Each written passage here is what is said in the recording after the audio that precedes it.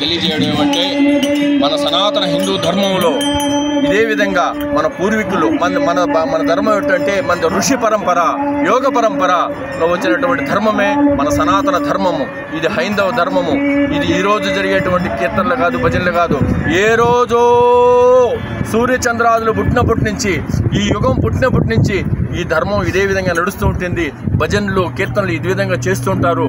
దీనికి ఎవరైనా ఆటంకం కలిగించినంత వారితే భగవంతుని అనుగ్రహం కాదు ఆగ్రహానికి గురవుతారని కూడా నేను గట్టిగా విశ్వసిస్తున్నాను. ఖచ్చితంగా ఆగ్రహానికి గురవుతారు. ఇప్పుడు ఈరోజు కార్యక్రమం ఏమంటే ఇక్కడ మన పురాతనమైనటువంటి దేవాలయము ఒక ఇది ఉండింది. దీంట్లో అన్నదాన కార్యక్రమాలు, పోయేవాళ్ళు వచ్చేవాళ్ళు వసతి ఏర్పాటు చేసుకొని, వసతి అంటే ఆ రోజు భోజన వసతి కావచ్చు, నడిచిపోయే యాత్రికులకు కూర్చొని పెట్టి వాళ్ళు కొంతసేపు సేద తీరుతా ఉన్నటువంటి ప్రదేశం ఇది. ఒక శక్తి క్షేత్రము. ఈ శక్తి క్షేత్రంలో మళ్ళీ పాడుపడిపోయినటువంటి స్థలాన్ని మళ్ళీ తిరిగి ప్రారంభించాలనేసి మనం భక్తులు కొంతమంది దాతలు ముందుకొచ్చి, ఆ దాతలు కూడా ప్రముఖంగా ఉన్నటువంటి వారు కొంతమంది ఉన్నారు. వాళ్ళంతా సహాయ సహకారంతో దీన్ని చేయాలని సంకల్పిస్తే దీనికి కొన్ని అడ్డంకులు ఏర్పడుతున్నాయి. ఈ అడ్డంకులన్నీ కూడా తొలగిపోతాయి.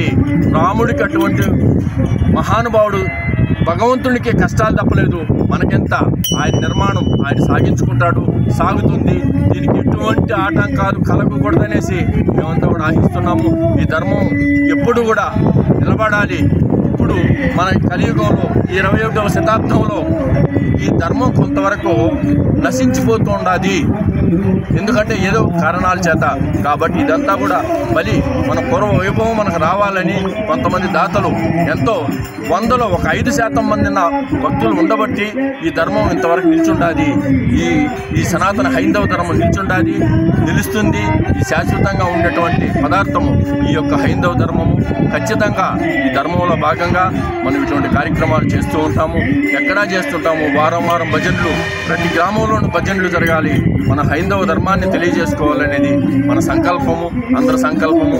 మళ్ళీ భగవంతుడు రాముడేలిన రాజ్యంలో అన్నీ కూడా రాముడేలిన రాజ్యం ఇదిరా, రక్తరాసుల నిలయం ఇదిరా, ధర్మధేనువు పాదము మీరిన పుణ్యభూమిరా సోదరా అని మనం పెద్దలంతా కూడా చెప్పారు.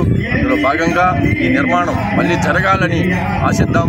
ఖచ్చితంగా జరుగుతుందని కూడా పదేపదిగా సంకల్పంతో మేము పనిచేస్తున్నాం. ఇది ఎవరి స్వార్థం లేదు. భగవంతునికి ఈ పాదచారులు ఈ దారిలో నడిచిపోయేటువంటి పాదచారులకు వాళ్లకు అన్నదానము, ఒక పూట నిత్య నీడ. ఎందుకంటే ఈ అడవిలో 20 కిలోమీటర్ల దూరం నడిచేపోయేటప్పుడు వాళ్లకు కొంత నీడ కల్పించాలి అనేటువంటి మంచి సంకల్పంతో భగవద్భక్తులకు ఏర్పాటు చేయడం జరిగింది. కాబట్టి ఖచ్చితంగా కూడా నెరవేరాలి. ఒకవేళ దీనికి ఎవరైనా కానీ ఆటంకం కల్పిస్తే ఆ భగవంతుడు ఆగ్రహానికి గురవుతారని కూడా మరొకసారి మేము పత్రికాముఖంగా కూడా తెలియజేస్తున్నాను. ఖచ్చితంగా జరుగుతుంది. సనాతన హిందూ ధర్మంకే జై. ఈ ధర్మం ఎప్పుడూ నిలబడుతుంది. శాశ్వతము, నిత్యము, శాశ్వతము అని మరీ తెలియజేస్తున్నాను. జై శ్రీరామ్, జై శ్రీరామ్. నమస్కారం. నా పేరు జనార్దన్. సమీపంలో ఉన్నటువంటి మనానాడిపల్లి గ్రామ వాస్తవ్యుడిని. ఇక్కడ మేము ఇప్పుడు ప్రస్తుతం ఉన్నటువంటి కూర్చున్న స్థలం చాలా ధర్మభూమి, కర్మభూమి. ఇక్కడ పురాతనంగా మేము చిన్న వయసు నుంచి కూడా ఈ యొక్క స్థలంలో మహాభారతము, భాగవతాల నుంచి చెప్పినటువంటి ఈ స్థలంలో ఎన్నో ధర్మకార్యాలు జరిగినటువంటి చరిత్ర కలిగినటువంటి ఈ స్థలంని పెద్దలు చాలా ఆశయంతో మంచి సంకల్ప బలంతో ప్రతి మనిషికి సేవా కార్యక్రమాల దృష్ట్యా ఒక మనిషిని ఇంకో మనిషి ఆదరిస్తాడు అంటే అది ఒక సేవాభావము. ఆ సేవాభావంలో ఇక్కడ ఉన్నటువంటి పాదచారులు ఎవరైతే ఇక్కడ వెళ్తూ ఉంటారో ఈ తిరుమలకు వెళ్ళే యొక్క పాదచారులు మన భక్తులు ఎవరైనా కానీ ఇక్కడికి వచ్చినప్పుడు సేద తీరాలి అంటే ఎక్కడ కానీ స్థలం లేదు. పురాతనంగా ఉన్నటువంటి ఈ స్థలమే మనం ఎంచుకున్నాము. ఈ ఎంచుకొని మన పెద్దలైనటువంటి పెద్దలు చాలామంది దీని గురించి ఆలోచన చేసి ఆవేదన కలిగి ఇటువంటి ఇది అయినటువంటి శిథిలమైనటువంటి వ్యవస్థలో ఉన్నటువంటి స్థలాన్ని కూడా చాలా శుభ్రపరిచి అందరూ మనల్ని అందుకొని దీని ఈ నిర్మాణ కార్యక్రమాన్ని మొదలుపెట్టారు. వారు చేస్తుంటే చాలా సంతోషమైంది. మళ్ళా ఈ స్థలానికి పూర్వ వైభవం అనేటివి వస్తుందని చెప్పి చాలా ఆశగా ఎదురు చూస్తున్నాం. అలాగే ఈ స్థలంలో నిర్మాణం చేపట్టినప్పటి నుంచి కూడా ఎన్నో అడ్డంకులు ఎన్నో ఇబ్బందులు కలిగినటువంటి పరిస్థితులు కూడా దాపరిస్తూ ఉన్నాయి. అయినప్పటికీ రాముడు ఉన్నాడు, మనమందరం ఉన్నాం. అందరం కూడా మనం రాము భక్తులం కాబట్టి ఇక్కడ ఏ నిర్మాణం జరిగినా అది శాశ్వతంగా జరుగుతుంది అని ఆశిస్తూ ఉన్నాను. అది ఎక్కడ కానీ నిలవదు, అది ఎటువంటి పరిస్థితి నిలవదు. ఎందుకంటే అది మంచి దృఢ సంకల్పంతో మంచి హృదయంతో చేసినటువంటి కార్యక్రమం ఎవరి కోసమో అందరి కోసం కాబట్టి రాముడు భక్తులు మనం ఏదైతే సంకల్పం చేసుకుంటామో అది తప్పనిసరిగా నిర్మాణం జరుగుతుంది. నిర్మాణం జరిగి మంచి పూర్వవైభవంగానే ఇక్కడ భారతము భాగవతము అన్ని యొక్క భజనలు కీర్తనలు కూడా ఇక్కడ జరుగుతాయని చెప్పి మనం చేసుకుంటూ సెలవు తీసుకుంటాం. జై శ్రీరామ్. జై శ్రీరామ్. జై శ్రీరామ్. జై శ్రీరామ్. జై శ్రీరామ్. జై శ్రీరామ్. మన పలమనేరులో కొన్ని సంవత్సరాలుగా ఈ యొక్క అభయ ఆంజనేయ స్వామివారి క్షేత్రం వద్ద మహాభారత యజ్ఞాలు జరిగేవి. సుమారుగా చుట్టుప్రక్కల ఉన్న 25 పల్లెల ప్రజలు ఇందులో భాగస్వాములు అయ్యేవాళ్ళు. అలాగే మన్నానాడిపల్లి వాస్తవ్యాలు పూల రంగయ్య గారు ఇక్కడ అన్నదాన సత్రాన్ని నిర్మించి వచ్చిన భక్తులందరికీ హరికథ వినడానికి వచ్చిన భక్తులందరికీ అన్నదానం చేసేవాళ్ళు. అదే పాత అన్నదాన సత్రాన్ని నిత్యాన్నదాన సత్రంగా మారుస్తూ గోవిందమాల వేసుకొని పవిత్రంగా పాదయాత్ర చేసే ఆంధ్ర, కర్ణాటక, తమిళనాడు నుంచి భక్తులు వచ్చేవారికి ఇదే మెయిన్ రోడ్డు. ఇంకా వేరే మార్గాలు లేవు. అడి మార్గాల్లో ఇది ఒకటే ఉంది. ఈ మార్గం గుండా పోతున్న వాళ్ళకి నిత్యాన్నదాన కార్యక్రమం ఏర్పాటు చేస్తామని పాత అన్నదాన సత్రము శిథిలావస్థలో ఉండింది. చాలా బండలు పడిపోయి ఉన్నాయి, పాములు ఇలాంటివి కూడా చేరున్నాయి. కాబట్టి అది మనకి ఆమోదయోగ్యంగా లేని పక్షంలో మొత్తం తీసేసి అదే స్థలంలోనే ఈ కాలానికి తగినట్టుగా ఒక భవన నిర్మాణం కొరకు ఏర్పాట్లు జరిగింది. సుమారుగా 1.5 నెలల నుంచి ఈ కార్యక్రమాలు చేసినాము. క్రేను, జేసీబీలు పెట్టి అన్నీ క్లీన్ చేసాము. అప్పుడు ఎవరు ఫారెస్ట్ వాళ్ళు అబ్జెక్షన్ చేయలేదు. అన్నీ అయిపోయి పిట్లు తవ్వి పిల్లర్లు నిలబెట్టి బేస్ వేసే టైంలో అబ్జెక్షన్ రేజ్ చేసినారు. ఇంతవరకు దాకా ఈ ఫారెస్ట్ డిపార్ట్మెంట్ వాళ్ళు ఏం చేశారు? రెండోది, ఇది కొన్ని వందల సంవత్సరాలుగా అన్నదానం చేస్తున్న కార్యక్రమం కాబట్టి మేము కొత్తగా స్టార్ట్ చేసింది కాదు. అదే స్థలంలో పాడుపడిపోయిన శిథిలావస్థలో ఉన్న అన్నదాన సత్రాన్ని ఈ కాలానుగుణంగా తయారు చేసి వచ్చే భక్తులకి అన్న ప్రసాద వసతి సౌకర్యాలే దీని ముఖ్య ఉద్దేశం. అంతే. ఇది సనాతన ధర్మంలో భాగం. సనాతన ధర్మం ఎప్పుడు ఇవ్వడమే తెలిసింది, ఇవ్వడమే నేర్చుకునేది, వేరే లేదు. మిగతా ధర్మాల్లాగా దొరికింది దోచుకునే అభిప్రాయాలు సనాతన ధర్మంలో లేదు. అందులో భాగంగా మన పలమనేరు మిత్రులు అందరూ కలుసుకొని ఇక్కడ నిత్యాన్నదాన కార్యక్రమం ఏర్పాటు చేస్తే ఇక్కడ నుంచి నెక్స్ట్ తిరుపతి వరకు ఎక్కడ అన్నదాన సత్రాలు లేవు, వాళ్ళకు వసతులు కూడా లేవు.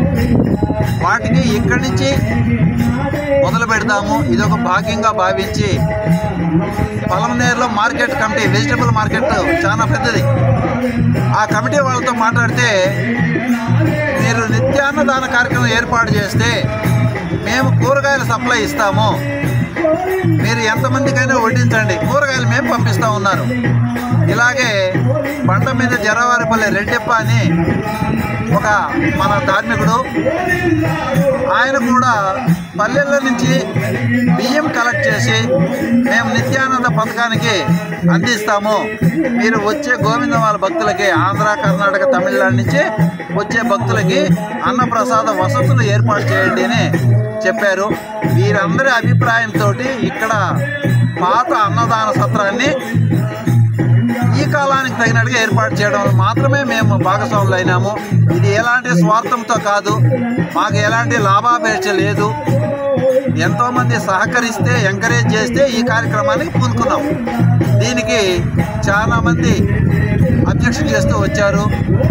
మన గౌరవ ఎమ్మెల్యే గారితో కూడా మాట్లాడినాము. ఎమ్మెల్యే గారు, మీరు కొంతగా చేసుకోండి, ఆల్రెడీ అక్కడ నిత్యాన్నదాన కార్యక్రమం ఉంది కదా, అదే స్థలంలో మీరు భవనం నిర్మాణం చేస్తున్నారు, ఎవరు ఇబ్బంది పెట్టరో మీరు కట్టుకోండి అని ఆయన కూడా హామీ ఇచ్చారు. ఆయన హామీ మేరకు మేము ధైర్యం చేసి దీని మీద కొంత ఈ పిల్లర్లు, కమ్ములు అన్నీ దించేసాము. ఇలాంటి టైంలో వచ్చి అటవీ శాఖ వారు ఇన్ని రోజులు, ఒక నెల భార్యం బొమ్మ నుండి ఈ సమయంలో వచ్చి ఇబ్బంది పెట్టారు. దయచేసి పెద్ద మనసుతో అటవీ శాఖ ఉప ముఖ్యమంత్రి వర్యులు కొణిదెల పవన్ కళ్యాణ్ గారు మా యొక్క సమస్య పరిష్కారం చేస్తారని కోరుతున్నాము. వారికి కూడా లెటర్ పంపడం జరిగింది. సో వారు ఏమి నిర్ణయాలు తీసుకుంటారని వెయిట్ చేస్తున్నాము. వీలైనంత వరకు న్యాయధర్మంగా సనాతన ధర్మాన్ని కాపాడడానికి పవన్ కళ్యాణ్ గారు ఎప్పుడు ముందుంటారు కాబట్టి సనాతన ధర్మాన్ని కాపాడడానికి ముందు ఈ యొక్క నిత్యాన్నదాన వసతి సౌకర్యాలు కూడా అనుమతులు ఇస్తారని ఆశిస్తున్నాము. పవన్ కళ్యాణ్ గారికి నిజంగానే పవనసుతుడు హనుమంతుల వారు ముందర ఉన్నారు. దక్షిణం పక్కన సుబ్రహ్మణ్య స్వామి వారు ఉన్నారు. పడమర పక్కన మన ధర్మరాజుల వారి ఆలయం ఉంది. ఉత్తరంగా పక్కన పవనసుతుడు హనుమంతుల వారు ఉన్నారు. అలాంటి పేరు కలిగిన పవన్ కళ్యాణ్ గారు న్యాయం చేస్తారని ఆశిస్తూ ఎదురు చూస్తున్నాం. ధన్యవాదాలతో జై శ్రీరామ్, జై శ్రీరామ్, జై శ్రీరామ్, జై జై శ్రీరామ్, జై శ్రీరామ్, జై శ్రీరామ్. పుర ప్రజలకు, ఇక్కడ ఉన్నటువంటి పెద్దలకు అందరికీ మన సనాతన ధర్మం తరఫున నమస్కారం. ముఖ్య ఉద్దేశం ఏమంటే తిరుపతి, తిరుమల గోవిందమాల ధరించి పవిత్రముగా పాదయాత్ర చేయు భక్తులకు, ఇట్లా కర్ణాటక నుంచి, ఇట్లా తమిళనాడు నుంచి పోయే భక్తులకు ఇక్కడ ఒక సత్రము ఏర్పాటు చేసి వాళ్ళకు వసతులు, స్నానము గదులు, బాత్రూములు, ఇక్కడ విశ్రాంతి తీసుకున్నటము మరియు అన్న సౌకర్యం, ప్రసాదముల కోసము ఒక కళ్యాణ మండపం నిర్మించేదానికి ముందు పూర్వము ఆంజనేయ స్వామి గుడికి అనుబంధముగా ఉన్నదాన్ని శిథిలావస్థలో ఉంటే దాన్ని తీసేసి మరలా ఈ కాలానికి తగ్గట్టు దాన్ని మోడల్గా తయారు చేసి చేయవలనని సంకల్పంతో ఉన్నాము. కాబట్టి ఆ ఆంజనేయ స్వామి ఆశీస్సులతో ఇది ముందుగా అన్ని అనుకూలాలతో జరగవాలని ప్రార్థిస్తున్నాను. జై శ్రీరామ్, జై శ్రీరామ్, జై శ్రీరామ్, జై రామ లక్ష్మణ జానకి, జై బోలో హనుమాన్ కి, రామ లక్ష్మణ జానకి, జై బోలో హనుమాన్ కి, बोलो भारत माता के జై, स्वतंत्र भारत के, జై, अखंड भारत के, జై. वर्दिल्लाली वर्दिल्लाली, హిందూ ధర్మం వర్ధిల్లాలి, वर्दिल्लाली वर्दिल्लाली, హిందూ ధర్మం వర్ధిల్లాలి, वर्दिल्लाली वर्दिल्लाली, హిందూ ధర్మం వర్ధిల్లాలి. जय श्री राम, జై శ్రీరామ్.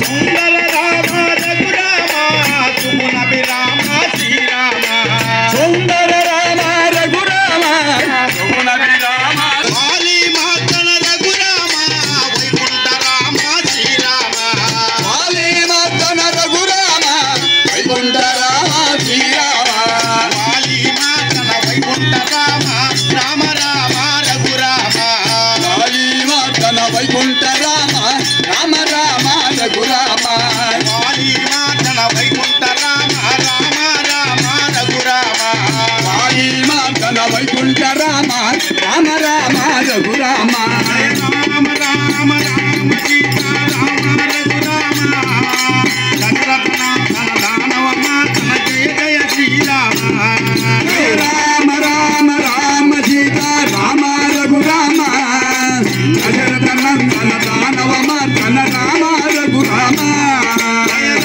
రామ జయ రామయ రామ రామ రామయ రామ కోదండ రామ శ్రీరామ